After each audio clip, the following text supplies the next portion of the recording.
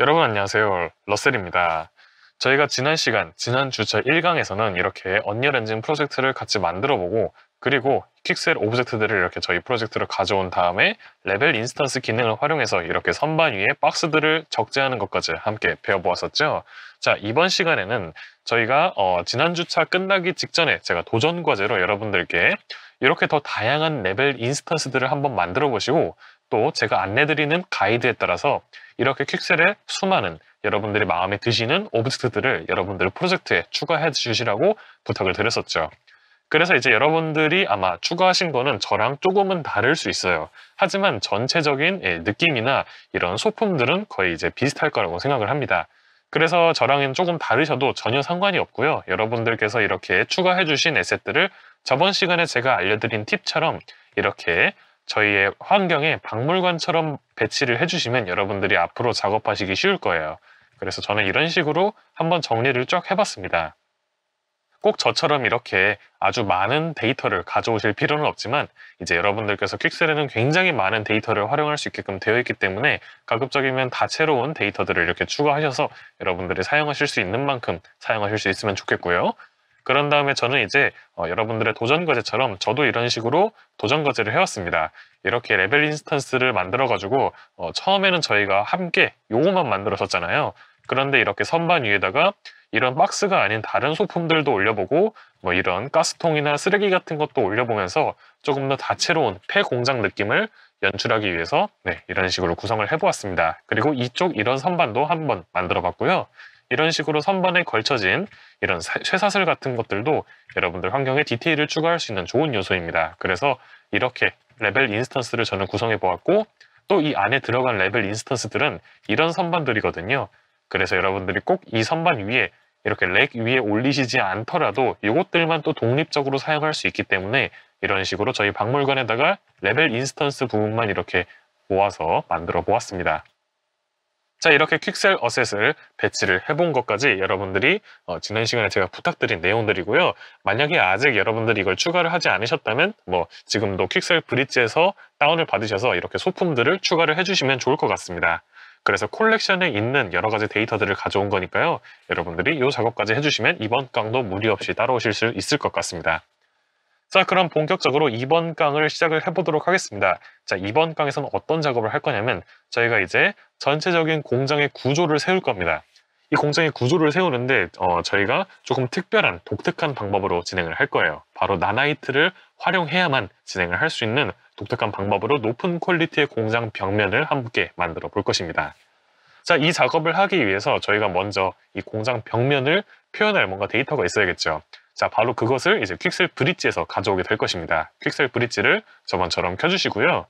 자, 이번에는 저희가 여기 서피스 쪽으로 가줄게요. 서피스 저번 시간에 저희가 한번 사용을 했었죠. 자, 이 서피스에서 이것들은 이제 머티리얼을 가져오는 거였는데 여기에서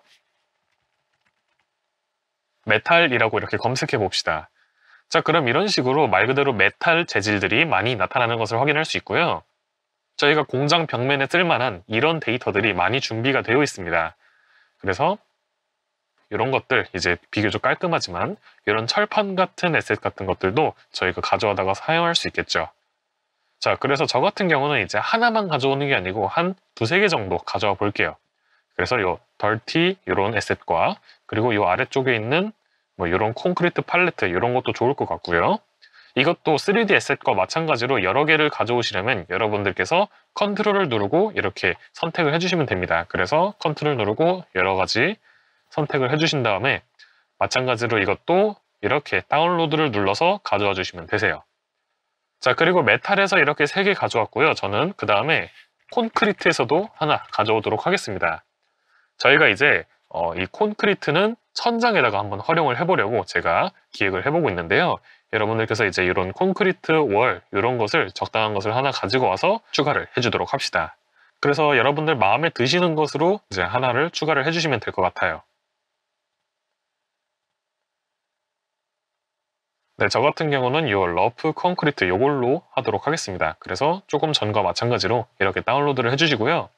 자, 만약에 여러분들께서 다운로드를 누르고 나서 바로 플러스 애드 버튼을 누르지 않고 이렇게 다른 에셋을 찾으러 들어가셨다면 그때 다시 조금 전에 검색했던 메타를 검색해서 하실 필요 없이 여기 스크롤을 내려보시면 이쪽에 왼쪽 하단에 로컬이라고 있거든요. 이 로컬 버튼을 눌러주시고요.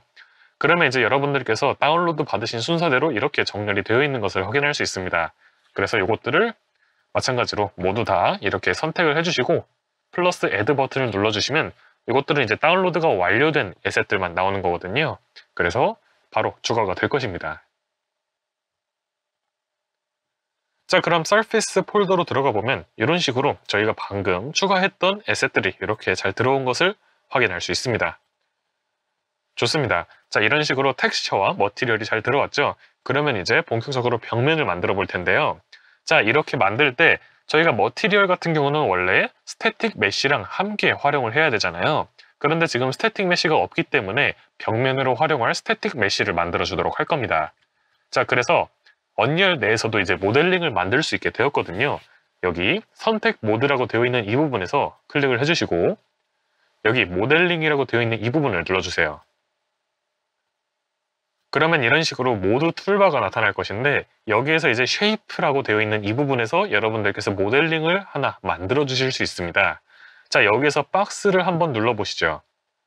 그러면은 여기 이렇게 모델링 탭 이 부분에 박스를 어떻게 만들 것인지 너비, 깊이, 높이를 조절할 수 있는 부분이 있고 또 이렇게 뷰포트의 마우스를 가져가 보면 이런 식으로 저희 마우스에 박스가 하나 따라다니는 것을 볼 수 있습니다.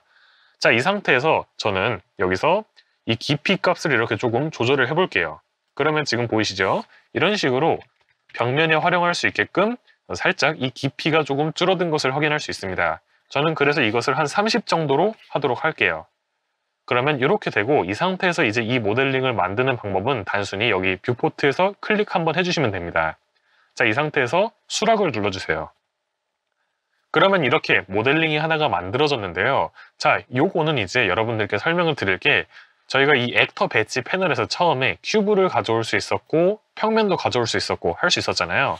하지만 저희가 이 모델링 모드에서 만든 이 데이터는 외부에서 새로운 모델링을 가져온 것과 동일하게끔 새로운 데이터를 만든 겁니다. 즉 여기 왼쪽 액터 배치 패널에서 가져온 요거는 이제 언리얼 엔진에 내장된 하나의 스태틱 메쉬를 그냥 가져올 뿐이고 여러분들께서 이렇게 모델링 모드에서 쉐이프에서 만들어주시는 이 에셋은 새로운 에셋이 만들어지는 거예요. 자, 그래서 저희가 저번 시간에 배웠던 것처럼 이렇게 액터를 클릭을 한 다음에 컨트롤 B를 눌러보시면 이런 식으로 Generated라는 폴더 안에 이렇게 스태틱 메쉬가 만들어진 것을 확인할 수 있죠. 자, 그래서 여러분들께서 앞으로 이 새로운 스태틱 메쉬를 가지고 이제 벽면을 만들 수 있게 되는 겁니다. 자, 그렇다면 이제 벽면을 어떻게 만들지 함께 진행을 해보도록 할게요. 일단 여러분들께서 반드시 이 모델링 모드에서 만든 박스나 이런 것을 이용을 해가지고 이후 과정을 진행을 해주세요. 자, 이게 여러분들께서 액터 배치 패널에서 이렇게 가지고 와가지고 여기에다가 앞으로의 과정을 진행을 하시면 나중에 문제가 생길 수 있습니다. 그래서 여러분들께서 반드시 모델링 모드를 통해서 이렇게 박스를 만드신 다음에 진행을 하실 것을 권장을 드리고요. 자, 그럼 이제 다음으로 해야 될 작업은 저희가 방금 머티리얼을 가지고 왔었잖아요. 그래서 서피스에서 이렇게 머티리얼을 가지고 왔었는데 이걸 드래그해서 이렇게 넣어보면 이렇게 잘 들어가죠. 하지만 지금 이곳은 저희가 노멀 텍스처를 이용해서 이렇게 굴곡을 약간 착시 현상으로 표현을 한 것이지 이게 실제로 굴곡이 존재하는 건 아닙니다. 그러니까 이 원본 스태틱 메쉬는 그냥 단순한 박스의 형태일 뿐이지 이것이 실제로 이런 모양대로 굴곡을 나타내고 있지는 않아요. 그래서 사실 다소 아쉬움이 좀 있죠. 왜냐면 결국에는 박스에서 크게 벗어날 수가 없거든요.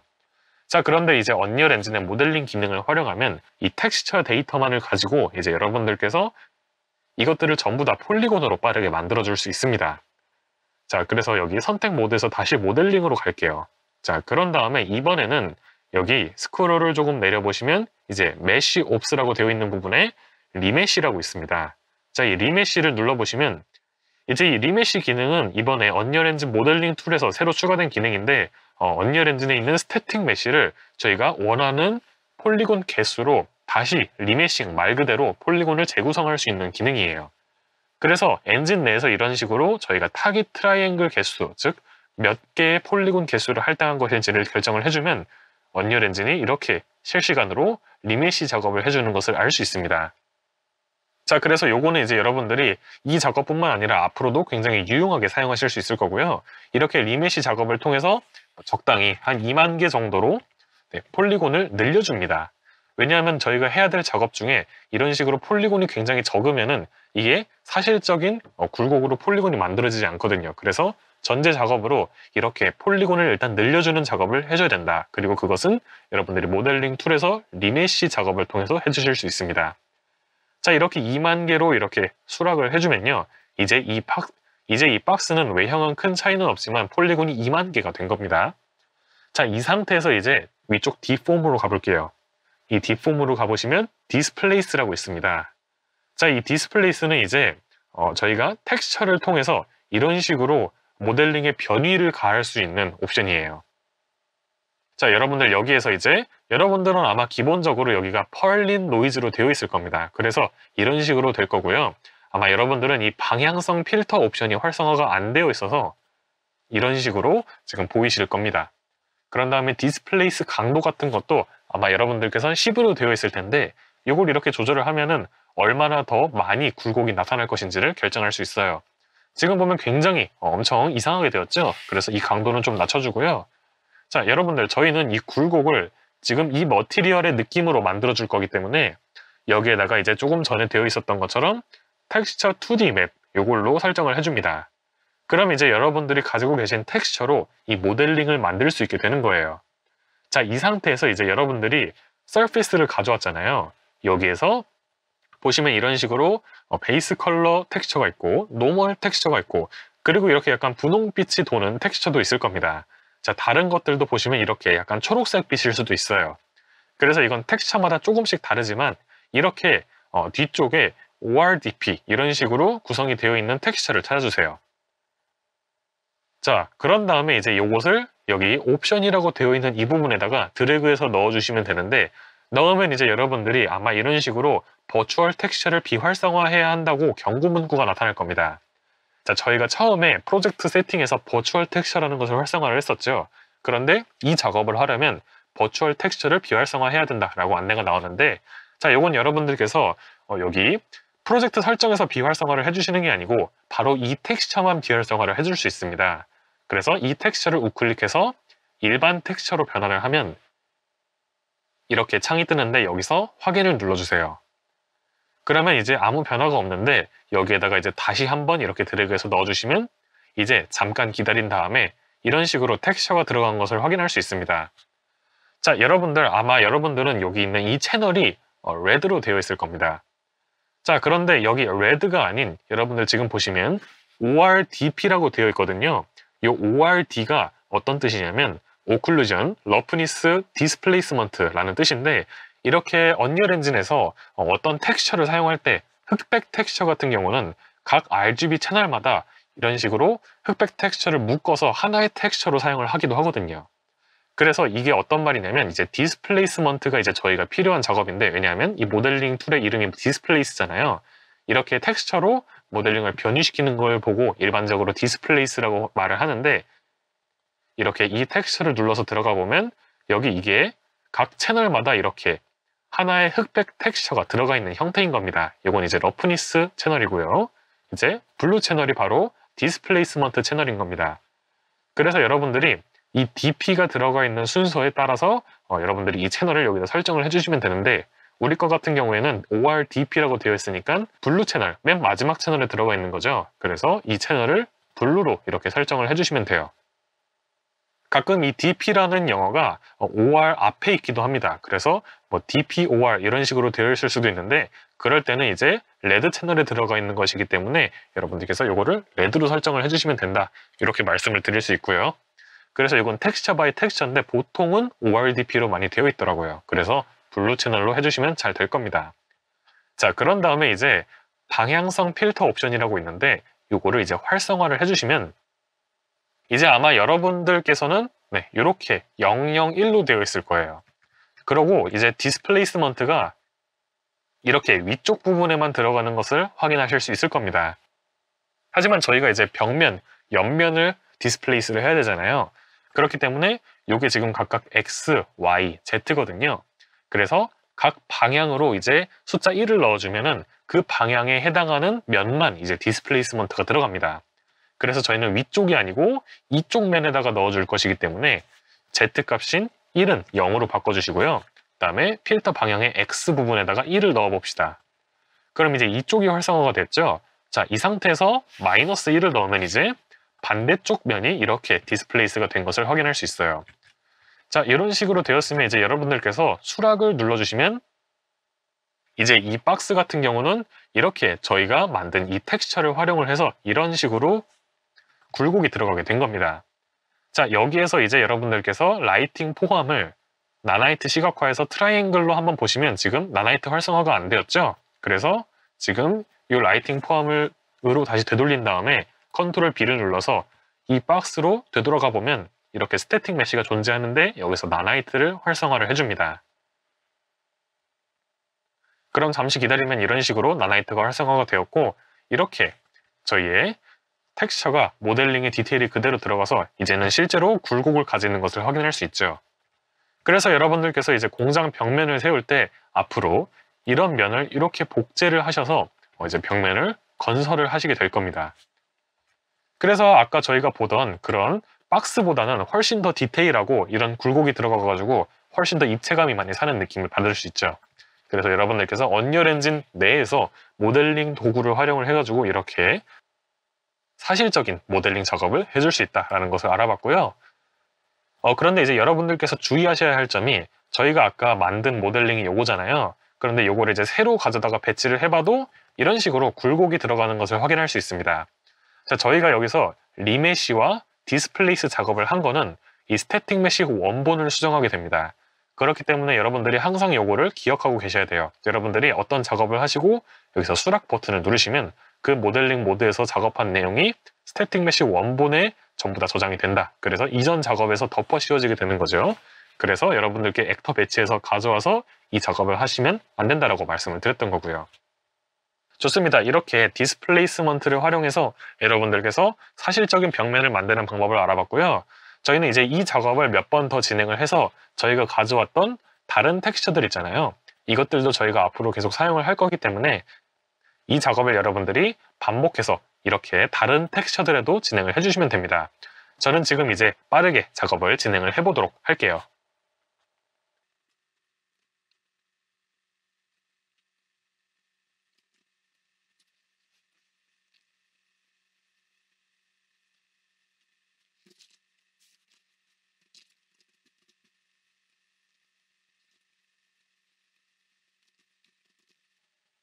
좋습니다. 이런 식으로 여러분들께서 벽면을 다 디스플레이스 과정을 통해서 만들어 주셨다면 여기서 이제 나나이트를 꼭 활성화해 주시는 것을 잊지 마시고요. 이렇게 여러 에셋들을 한 번에 선택하고 나나이트를 활성화할 수 있습니다. 그러면 이런 식으로 사실적인 벽면을 또 만들 수 있게 되었죠.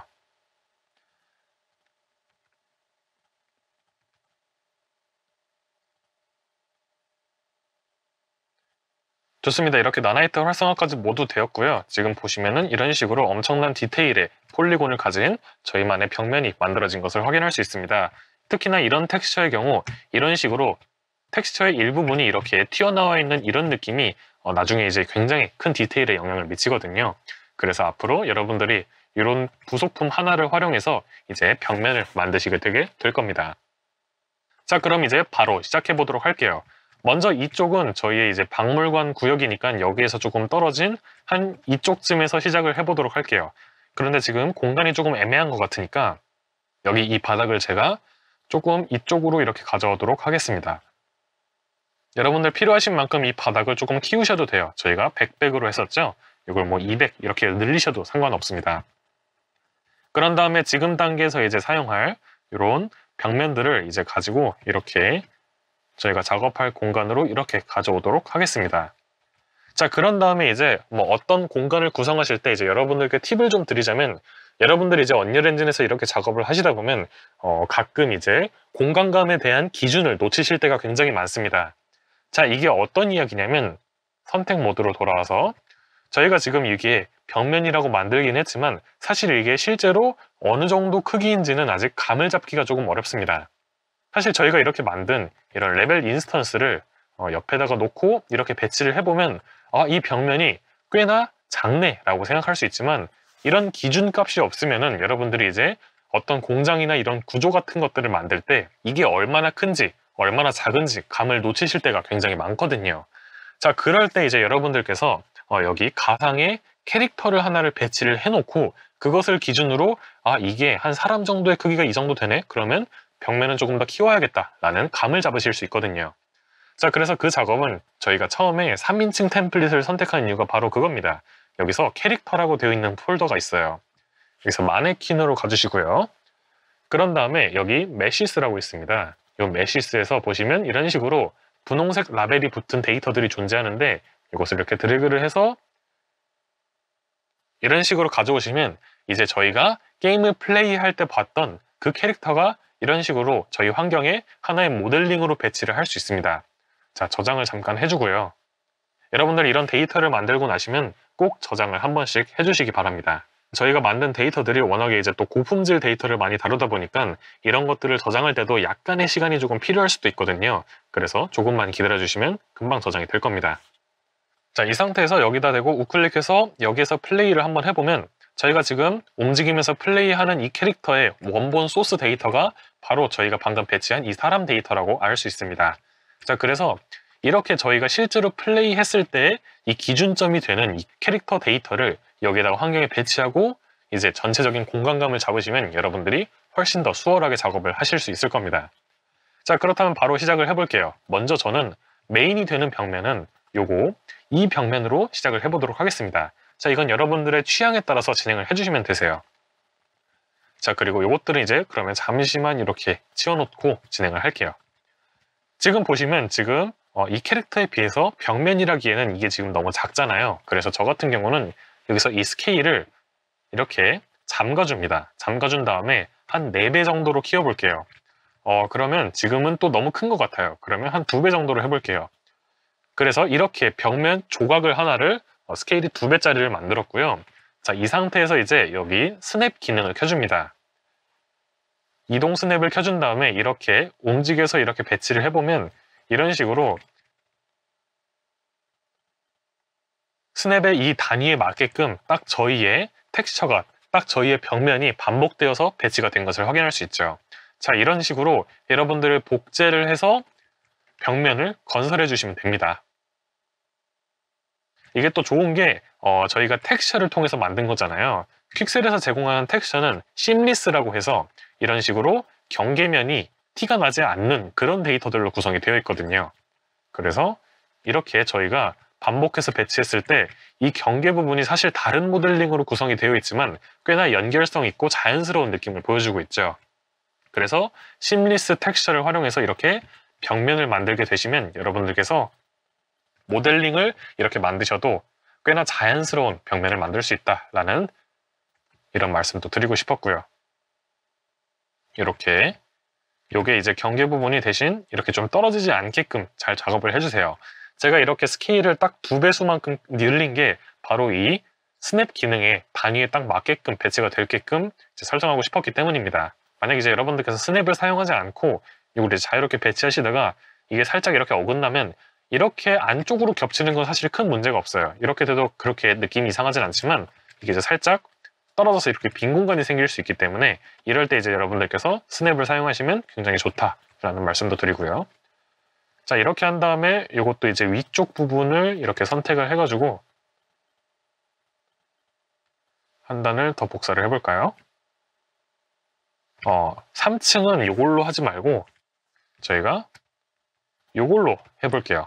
이걸로 해볼게요. 자, 이걸로 이제 교체를 할 때 여러분들께서 처음에 제가 레벨 인스턴스 말씀드렸을 때 말씀드렸던 팁을 활용하실 수 있습니다. 조금 전에 이것들을 이제 다 선택을 했었잖아요. 이렇게 배치를 했었는데 이렇게 배치된 상태에서 저희가 이 친구를 이제 가지고 와서 이렇게 가지고 온 다음에 지금 여기 이 스태틱 메쉬에 머티리얼이 안 들어가 있죠. 요거 같은 경우는 저희가 이 월드에다가 머티리얼을 넣어줬는데 이렇게 더블 클릭해서 보면 이 원본에는 지금 머티리얼이 들어가 있지 않은 상태로 되어 있습니다. 자, 여기서 저희가 여기다 넣은 이 머티리얼을 여기에다가도 넣어주도록 할게요. 이런 식으로요. 이것도 이렇게 넣어주고요. 이것도 넣어주도록 하겠습니다. 좋습니다. 자, 그 다음에 이제 저희가 요 에셋을 요 위쪽에다가 이제 교체를 하고 싶은 거죠. 그래서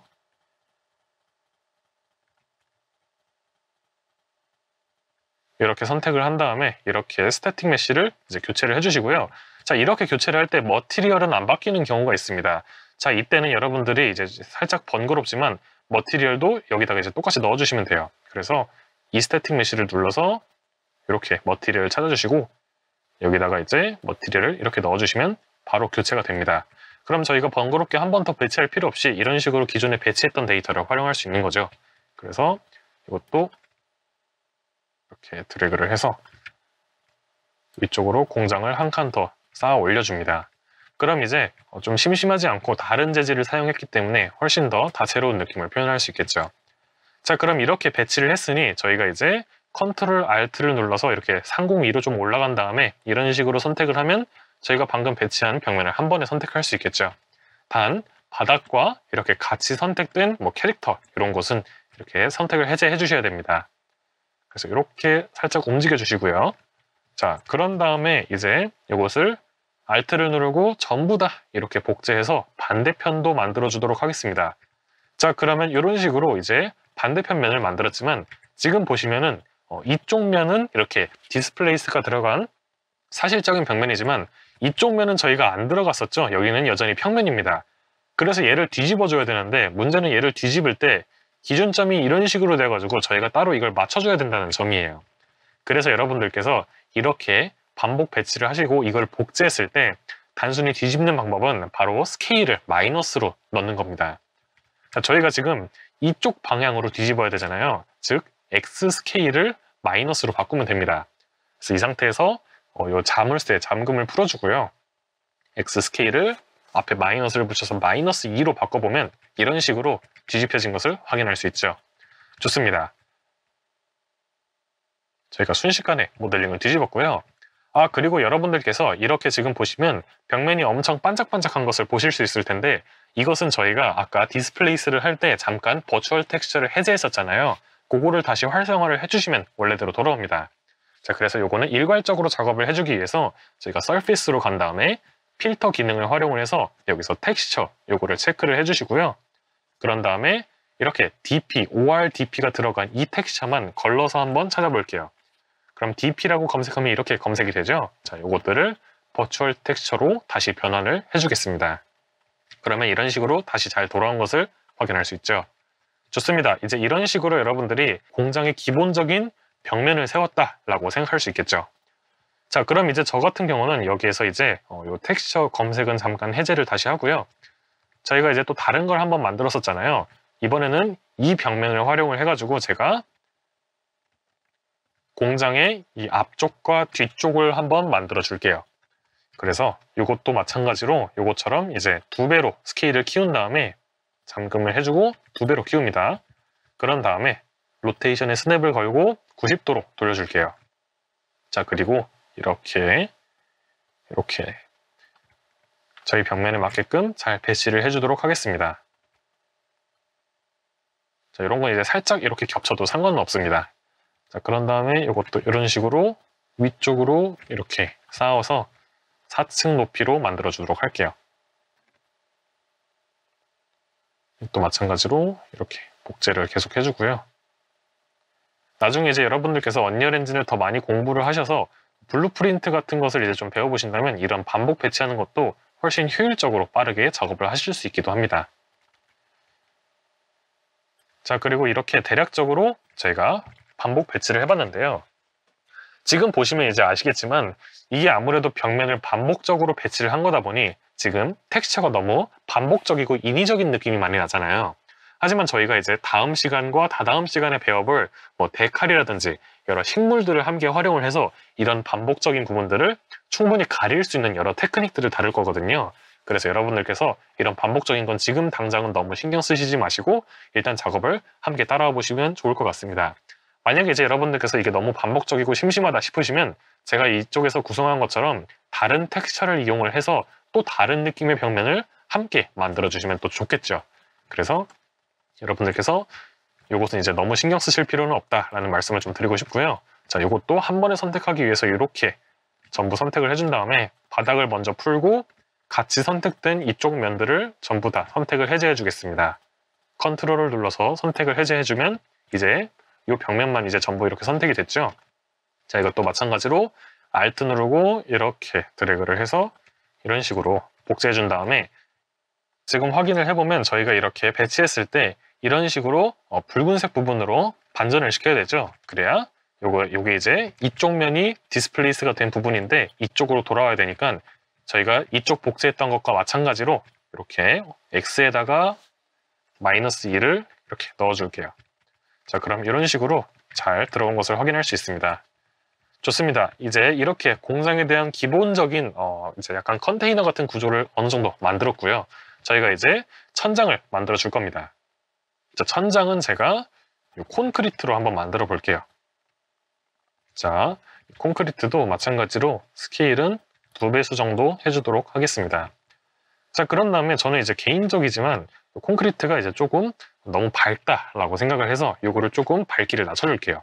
자, 요거는 이제 머티리얼에서 해줄 수 있는데 이 머티리얼을 더블 클릭해서 여기 보시면 이제 머티리얼을 확대해서 보시면 알베도라고 되어 있는 부분이 있습니다. 그리고 아래쪽에 여기 좀 늘려보시면 알베도 컨트롤스라고 되어 있는 부분이 있는데 요거를 체크를 해주시고 이렇게 화살표를 열어서 브라이트니스를 조금 이렇게 낮춰주시면 이런 식으로 저희가 만든 이런 데이터 그리고 퀵셀 머티리얼 이런 에셋들을 색 보정을 간단하게 해줄 수 있습니다. 그래서 이거 말고도 뭐 세츄레이션 이건 이제 채도겠죠. 채도 값이나 콘트라스트 이런 것을 조절을 해서 여러분들이 원하는 느낌으로 퀵셀 데이터를 그대로 사용하는 게 아니고 여러분들 마음대로 커스터마이징도 할 수 있습니다. 위쪽에 알베도 틴트는 이제 요거에 이제 저희 여기에다가 색채를 입히는 거예요. 그래서 저희가 원하는 색상을 여기에다가 이렇게 넣어줄 수도 있습니다. 자, 지금은 이것을 사용하지는 않을 거지만 여러분들이 활용하시면 꽤나 도움이 많이 될 것 같습니다.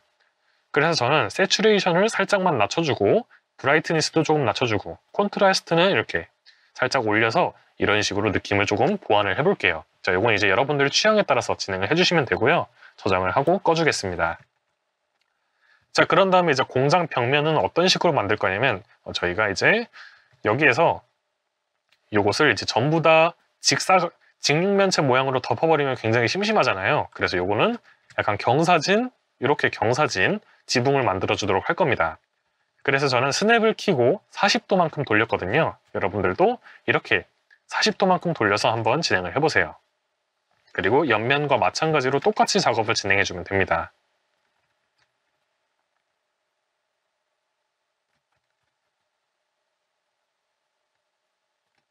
좋습니다. 그런 다음에 이렇게 또 선택을 해주고요.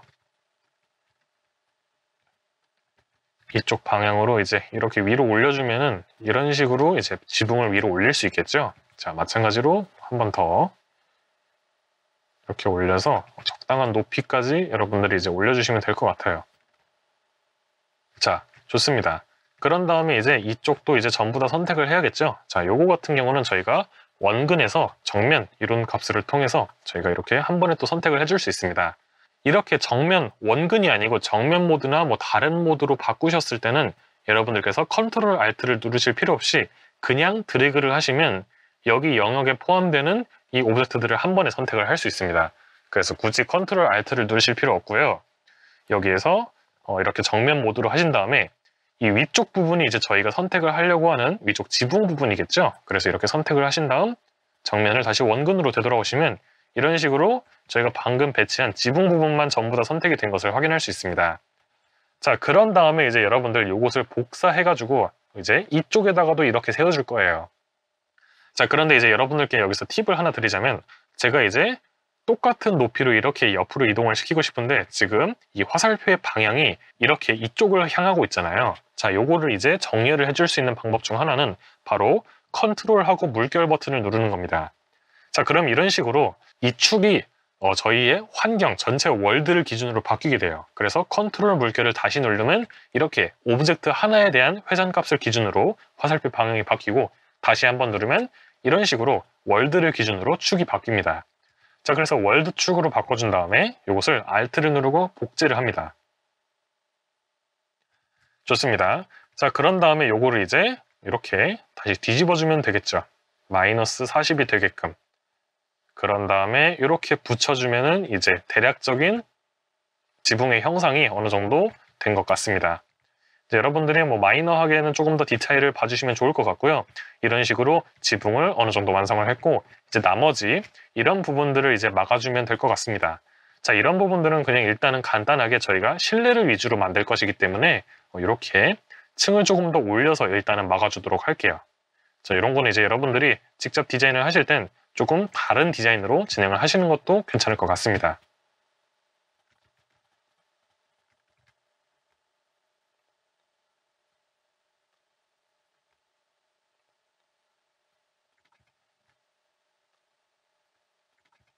자, 이렇게 천장의 옆면도 만들었고요. 이제 마지막으로 이 윗면까지 덮어준 다음에 마무리를 해볼게요.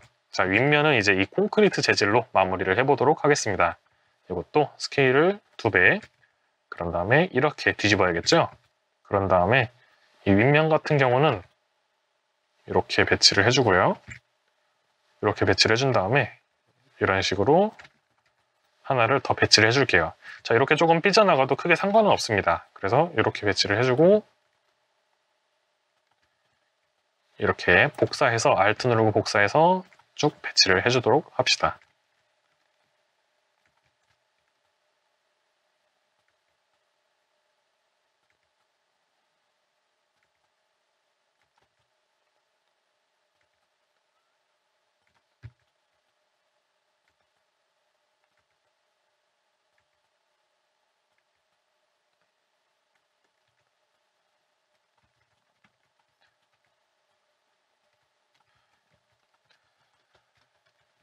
자, 이렇게 저희의 공장을 구조를 세워봤는데요. 이 안쪽으로 이제 뚫고 들어가 보면 이런 식으로 엄청난 암실과 약간 뿌연 그런 먼지 같은 느낌이 들어오는 것을 확인할 수 있죠.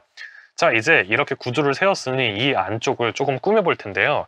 그 전에 먼저 여러분들께 하나 소개해드리고 싶은 것이 이제 이 공장에 약간 공장의 천장이 조금 무너져 내려서 제가 태양광이 조금 이렇게 새어 들어오는 그런 느낌을 좀 연출을 하고 싶습니다.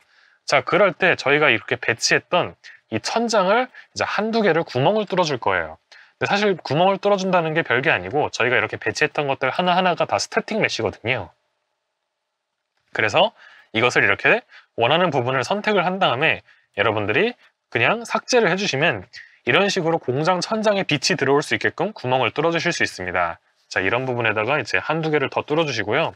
반대편에도 이제 이렇게 조금 뚫어주도록 하겠습니다. 자, 이렇게 하고 보면 지금 여기에 이렇게 빛이 투과되어서 들어오는 것을 확인할 수 있죠. 자, 여러분들 지금 여기서 이제 여러분들이 조금 손보시면 좋을 것이 바로 디렉셔널 라이트입니다. 이 디렉셔널 라이트 사실 저희가 첫 강에 환경 라이트 믹서를 이용해서 아주 빠르게 설치하고 넘어갔었죠. 여기 아웃라이너에서 디렉셔널 라이트라고 이렇게 검색을 해보시면 이렇게 나올 거예요. 자, 이 디렉셔널 라이트를 여러분들께서 이제 W를 눌러서 이렇게 이동 모드로 바꿔주신 다음에 이 디렉셔널 라이트는 사실 어디에 있어도 이 라이팅 값이 뭐 변하거나 그런 건 없습니다. 마찬가지로 뭐 이동과 스케일 값은 디렉셔널 라이트에 아무 영향을 주지 않아요. 디렉셔널 라이트는 오로지 회전 값에 따라서 변합니다. 그래서 여러분들이 회전 모드로 이렇게 바꾸신 다음에 디렉셔널 라이트가 선택된 상태에서 이렇게 회전 값을 조절해 보시면 이제 디렉셔널 라이트의 회전 값에 따라서 지금 현재 시간대랑 뭐 태양의 고도, 높낮이 이런 것들을 바꿀 수 있습니다. 지금 스냅이 켜져 있어서 이걸 끄고 이렇게 활성화를 해보면 이런 식으로 지금 태양의 방향에 따라서 이 구름의 느낌도 바뀌는 것을 확인할 수 있고 저희의 하늘의 색상도 아름답게 바뀌는 것을 알 수 있죠. 그래서 여러분들이 이 디렉셔널 라이트의 태양의 이 방향을 이렇게 결정을 해줄 수 있고요. 이제 여러분들께서 이 디렉셔널 라이트를 제가 말씀드린 이유는 일단 조절하기 편하게 이 디렉셔널 라이트의 위치를 공장 안쪽으로 가져오도록 하겠습니다.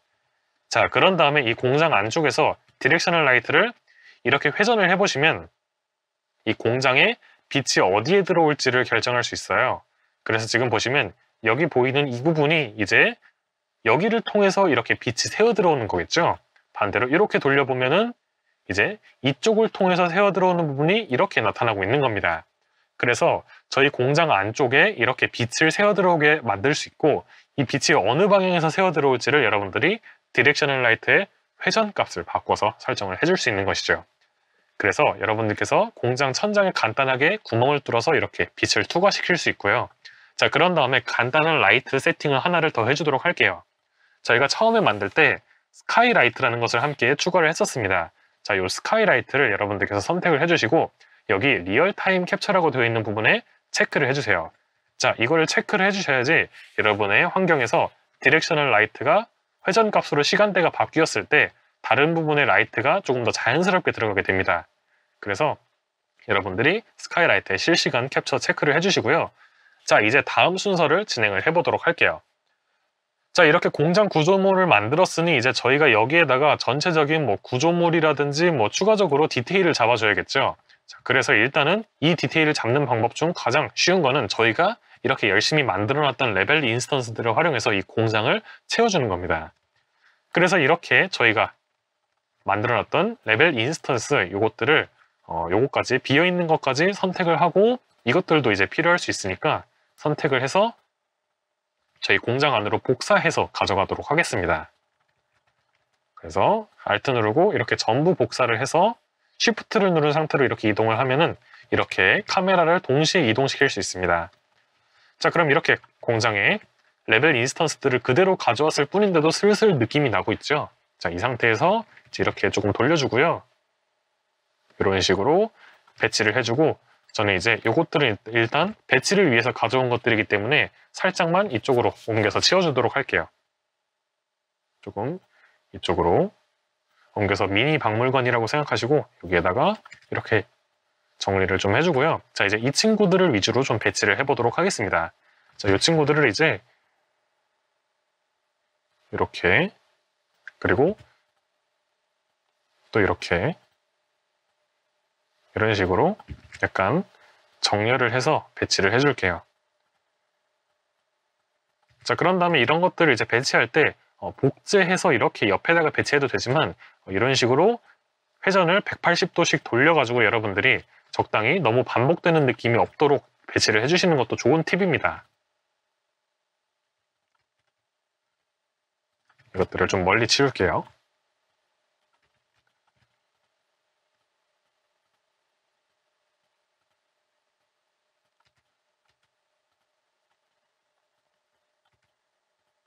그래서 이쪽에 3개, 이쪽에 3개 이런 식으로 한번 해보겠습니다. 자, 그런 다음에 이것들도 이제 전부 다 복사를 해서 똑같은 배치 유형이지만 그대로 복사한 다음에 또 이것도 한 180도씩 뒤집으면은 또 너무 반복적이지는 않거든요. 그래서 이런 식으로 뒤집어 버리도록 하겠습니다. 자, 이렇게 반복 배치한 다음에 여기서 한두 개 정도를 이제 인위적으로 이런 식으로 다른 걸로 교체를 해주면 이게 또 막 그렇게 반복적이지 않거든요. 그래서 여러분들이 배치하실 때 너무 다 하나하나 수작업으로 하시지 마시고 이렇게 약간의 트릭을 이용해서 복사해서 작업을 하시는 것도 꽤나 좋은 방법일 수 있습니다. 자, 그런데도 이제 작품의 퀄리티는 아무래도 이렇게 디테일을 신경 쓰는 데서 많이 나올 수 있겠죠. 그래서 이렇게 아무것도 없는 데에다가 여러분들이 레벨 인스턴스를 여기서 즉석으로 하나를 구성을 하셔서 만드는 것도 좋은 방법이라고도 할 수 있습니다. 그래서 이렇게 간단하게 구성을 해서 이건 되게 텅텅 비어있는 느낌이 들지만 이런 것도 한두 개 있으면 그래도 반복적인 느낌이 안 들고 좋거든요. 이런 것도 이렇게 돌려서 이렇게 독특하게 배치를 해주시고요. 꼭 정해진 건 없기 때문에 여러분들께서 그냥 여러분들이 하고 싶으신 대로 하시면 됩니다. 대신 이제 너무 반복적이거나 작품을 만들 때 이렇게 만들었겠네 라는 것이 유추되지 않을 정도로 자연스러움을 잘 만들어 주시는 것이 포인트입니다.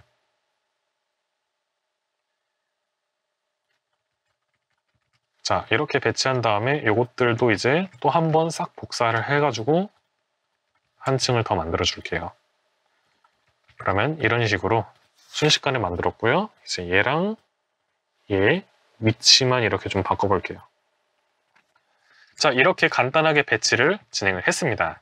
좋습니다. 이제 저희가 레벨 인스턴스를 통해서 배치를 하니 굉장히 빠르게 작업을 진행을 했죠. 자, 그런 다음에 이제 저희가 해줄 작업은 이 위쪽에 천장 구조 부분을 조금 만들어 줄 겁니다. 이 천장 구조를 어떤 식으로 만들 거냐면 이제 저희가 가져온 에셋 중에 이런 식으로 약간 파이프 같은 것들이 있거든요. 이건 이제 여러분들께서 퀵셀에서 모듈러 파이프라고 검색하시면 이런 식으로 나올 겁니다. 모듈러 뭐 메탈 빔스, 모듈러 메탈 파이프 이런 에셋들인데요. 자, 이것들을 이제 제가 가지고 이렇게 가서 이런 식으로 공장 안쪽으로 들어가 준 다음에 여기에다가 이제 천장 부분에다가 막 이렇게 전체적인 철근 구조 같은 것을 한번 만들어 주겠습니다. 자, 그런데 여러분은 지금 작업하실 때 이렇게 약간 파란색 먼지 같은 게 너무 많이 보여서 작업하실 때 좀 불편하실 수도 있다고 생각하는데요. 자, 요거는 이렇게 포그라고 검색해 보시면 이렇게 익스포넨셜 하이트 포그라고 이것도 저희가 처음에 라이트 만들 때 함께 설치했던 것이 있습니다. 자, 요건 이제 저희가 다음 강에서 조금 디테일하게 다뤄볼 건데 요거를 일단은 눈을 꺼주시면은 이런 식으로 좀 깔끔하게 보일 수 있습니다. 그래서 임시로 눈을 꺼주시고 작업을 해주시는 것도 좋은 방법일 수 있습니다. 자, 이 상태에서 요걸 이제 제가 어떻게 할 거냐면 이렇게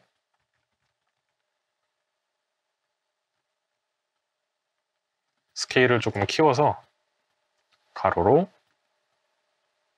이렇게 한 다음에 여기서 이런 식으로 가로로 가는 이런 수평적인 느낌을 이제 철근으로 한번 만들어 줄게요. 그리고 전부 다 선택한 다음에 스케일을 적당히 맞춰주시면 되고요. 자, 이런 거는 이제 스케일이 막 너무 정해진 값으로만 사용하지 않고 이렇게 살짝씩 늘리거나 해도 크게 어색하지 않습니다. 그래서 이렇게 수평으로 간 거 하나 만들어 주고요.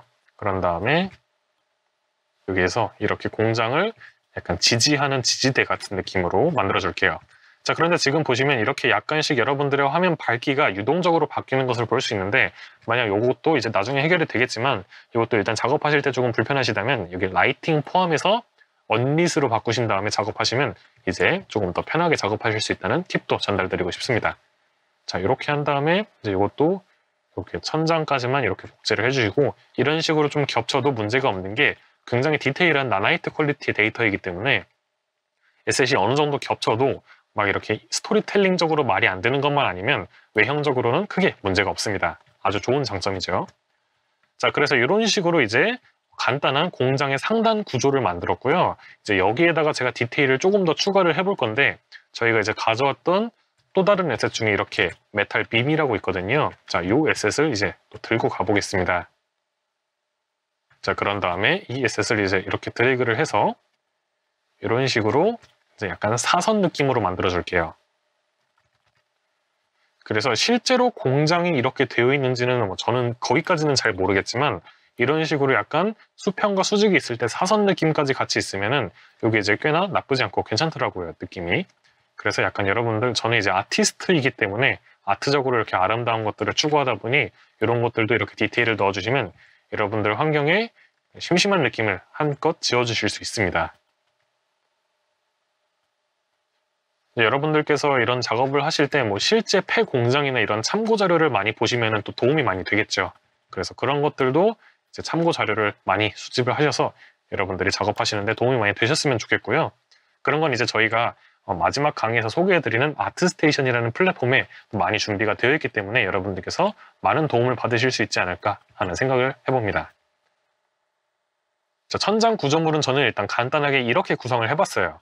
그리고 이제 저희가 이렇게 만든 이 파이프들도 전부 다 선택을 해서 레벨 인스턴스로 만들어 줄 겁니다. 왜냐하면 여기 하나에만 배치할 게 아니고 저희가 이 공장의 천장 부분에 이렇게 쫙 깔아줄 거거든요. 그래서 이런 식으로 선택을 다 해주도록 할게요. 자, 그럼 요거는 수작업으로 선택을 하긴 했지만 이런 식으로 금방 다 선택을 했죠. 자, 마찬가지로 이제 우클릭해서 레벨, 팩트 레벨 액터 만들어준 다음에 여기서 이제 이름을 저는 이제 간단한 실링 스트럭처 이렇게 천장 구조물 뭐 이런 식으로 이름을 지어주도록 할게요. 이렇게 여러분들의 이름은 취향껏 네이밍 센스에 따라서 지어주시면 되고요.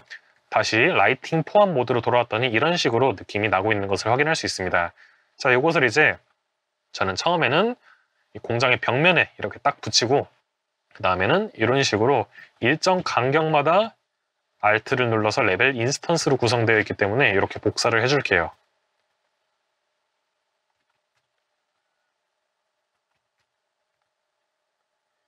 이 간격이나 개수 같은 것들은 이제 여러분들께서 이제 아트적으로 좀 괜찮다 싶은 정도로 해주시면 됩니다.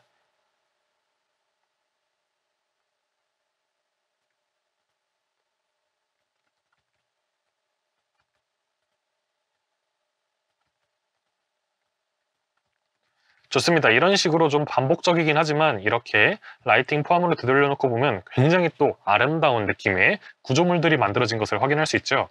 지금 보니까 좀 개수가 많은 것 같은데 이런 건 이제 여러분들이 언제든지 이렇게 한두 개씩 지워줌으로써 수정을 해줄 수도 있습니다. 그래서 이런 작업도 이제 여러분들이 적당히 보시면서 진행을 해주시면 되고요. 자, 그런 다음에 이제 마지막으로 좀 진행을 해줄 작업은 여기에다가 이제 이렇게 사슬로 저희 천장에 등을 만들어 줄 겁니다. 자, 어떤 식으로 만들 거냐면 이제 저희가 가져온 박물관에 있는 열쇠들 중에 이런 쇠사슬 있죠? 이런 쇠사슬과 그리고 여기 보시면 이런 식으로 천장 등이 있습니다. 자, 이 두 개를 이렇게 연결을 해가지고 하나의 레벨 인스턴스, 미니 레벨 인스턴스를 만들어 주려고 해요. 자, 그래서 요것과 요것을 이제 사용을 할 것이기 때문에 이것도 이제 Alt를 눌러서 이쪽으로 작업하기 편하게 움직여 주도록 할게요. 자, 일단은 여기에다 배치를 해주고 제가 이제 요거를 만들 때는 이런 식으로 사슬 하나 뽑아 와가지고 이렇게 사슬 부분에다가 이렇게 걸어주도록 하겠습니다. 자, 이게 뭐 실제로도 사슬에다가 이렇게 걸리진 않겠죠. 뭐 사슬에 전기가 있는 것은 아니니까요. 그런데 이런 식으로 이제 저희가 그냥 아름답게 만들어주기만 하면 되는 거니까 이런 식으로 저는 하나의 레벨 인스턴스를 만들어 주도록 할게요. 자, 그래서 이것도 우클릭해서 팩트 레벨 만들어 주고요.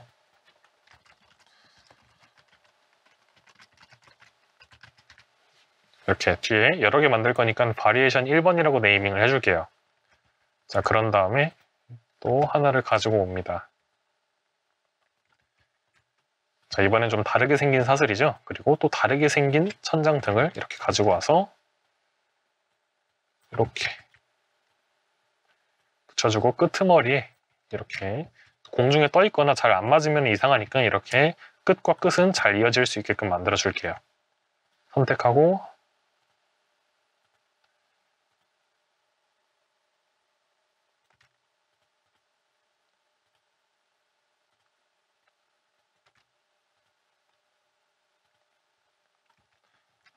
자, 우선 저는 이렇게 세 가지 정도로 진행을 했고요. 이제 저희가 이렇게 임시로 가져왔던 것들은 선택해서 지워주겠습니다. 자, 그럼 이렇게 제가 세 가지 체인 라이트라는 이름으로 이렇게 체인에다가 라이트를 걸어봤는데요. 자, 이제 요거를 이제 어떻게 써먹을 거냐면 여기에다가 위쪽에다가 이렇게 붙여주려고요. 그래서 여기에다가 이런 식으로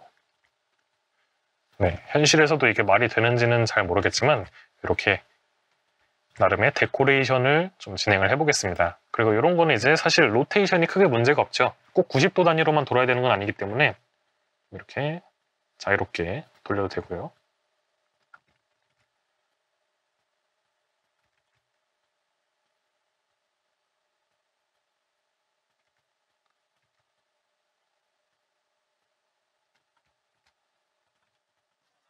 자, 그리고 이렇게 제가 굉장히 반복적으로 배치를 했는데 이제 이렇게 다 일단 배치를 해놓고 요것들의 위치를 살짝씩 이렇게 움직여 주시거나 한두 개 정도는 이렇게 빼주셔도 됩니다.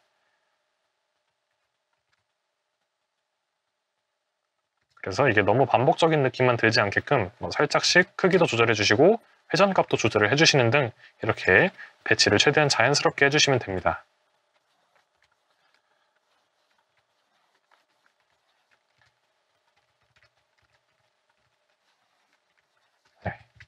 자, 일단은 이렇게 마무리를 해보도록 할게요. 자, 그럼 이렇게 저희가 순식간에 천장에 있는 이런 구조물과 이런 레벨 인스턴스를 통해서 이런 식으로 저희의 환경의 천장 부분을 깔끔하게 꾸며봤습니다.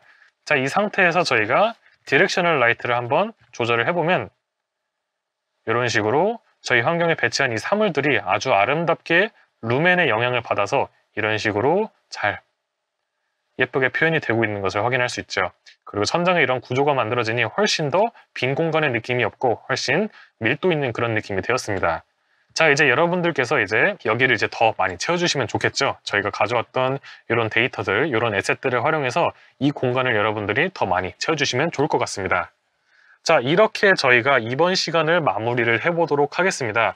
저희가 이번에도 굉장히 많은 작업을 했죠. 퀵셀의 텍스처들을 활용해서 모델링을 만들었고, 그리고 레벨 인스턴스를 활용해서 이런 식으로 배치하는 방법과 저희의 디렉셔널 라이트를 조절해서 이 밀폐된 공간에 빛을 아름답게 투영하는 방법까지 함께 배워보았습니다.